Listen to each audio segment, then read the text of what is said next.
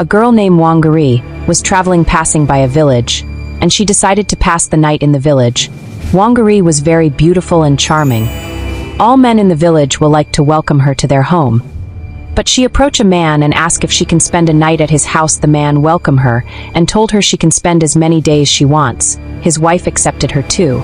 But the next night, the man was trying to take advantage of her by sleeping with her while trying to have his way. His wife caught them in the act and screamed. The next morning she ran to the king and explained what the traveler has done to his home. The king sent the traveler away and tell everyone in the village not to accept the stranger in their home. Because she is home destroyer, Wangari move out of the village and walk long distance to the next village. Before she get to the next village, her news has fly to the village that no one should open his or her door for a stranger because the stranger is a home destroyer. After she get to the villager closed their doors and windows. They were all scared. Hoping it was a dangerous spirit coming to the village, she knocked at one of the door, saying, "I'm traveler, I need shatter for the night." The man replied, "Go away, we didn't need you here. You are home destroyer." No one opened door for her that night. She moved herself to the market and laid down that night. The next morning everyone opened their doors and windows and started their daily activities. Hope that the stranger is gone, and the villager saw her by the market side. She is very beautiful and charming. All men want to talk to her, all whispered, "Who is she? We have not seen her before in this village." A man approached her and asked her, "You are new in this village?" She said, "Yes." "Do you want me to help you with anything?" The man asked her. She answered, "I'm looking for a room to rent or where I can stay today." And the man said, "Come to my house and stay for free." She followed the man home and everyone was watching her. Where is she going to? After that day, the man went to meet his wife-to-be and tell her that he going to canceling the marriage arrangement, that he is not longer interested. The lady cried and run home. The man went to Wangari and told her that he want her to be his wife. Wangari agreed and the man was very happy. As Wangari walk around the village, a lot of men approach her, and she say yes to all of them. Because she know what she was doing, the man was very angry and told Wangari, "Why do you accept a lot of men? I thought you said you want to be my wife." Wangari was not just a girl, but a charming one. She has cast spell to all the men in the village. The spell make every man in the village to love her and do anything she asked them to do. Then she told him, saying, "Yes, but you need to prove your love for me by selling your only farmland and give me all the money." The man went away quickly to look for buyer who will buy his farmland. In the other hand, Wangari give different conditions to all men coming to her. To some, to sell their houses. To some to kill their first son. To some to steal. A lot terrible things start happening in the village because of Wangari. These news become the non-stopping news by everyone. But the small village has no king to report to. Wangari has become a goddess in the village under few days. When the man who she stay his house comes back to drop his money, he just sell his farmland. He noticed a lot of men are submitting different items, but he told her again, "I have proofing my love, but why do you still accept things from other men?" She replied him, "You have one more thing to do. If you can satisfy me in bed, I will be yours." The man was very happy. He quickly went to bed with her, but he was not a match for her. He can't satisfy her on bed. She asked other men same thing. "Anyone that can satisfy me on bed, I will be his wife." She slept with all the men in the village under 1 week, but none was unable to satisfy her. After few days, all the men who slept with her become very sick. Meanwhile, she flew out of the village. After she left the village, the spell was broken. All the men in their sick bed regretted and cried, but it was too late. Some survived the sickness, some die in the process. She turned the village upside down. A lot of men die of the sickness she affected them with. She went back to her village and met her son to spend time with his son. Her son was very young, but he was on his sick bed. After that, she went to meet her witch doctor to renew her spell. But the witch doctor told her to be careful of the people she cast spell on. Anyone that is stronger than the spell, the shell can't work on him. It will reverse instead. Please be careful, the witch doctor told her so. After that, she went to bed with the witch doctor.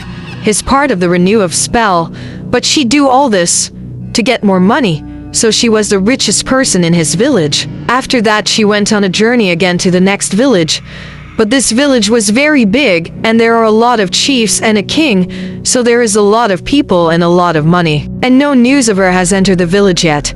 She was very happy. She sat down by the marketplace where everyone can see her. And men start coming to approach her. Wangari say yes to all men who come to her. But she saw a man with long hair, was very handsome and good looking. She was in love with him.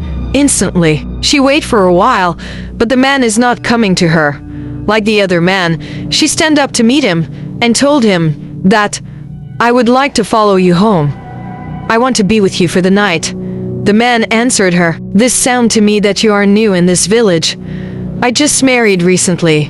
I didn't need any woman again, sorry lady." Wangari was very angry and told him, "Look at me. Don't you want to take me home? I am so pretty and beautiful." He told her that, "My wife is more prettier and beautiful. If you may excuse me, I have things to do." He walked away from Wangari. She grew very angry and disturbed, but she composed herself to stay on the mission. She went to one of the men's house who approached her, and with her spell, she collected most of his property and money. She do same for as many who come her way, but she told them that before he could marry any of them, she has a task for them. And the men agreed to anything she said.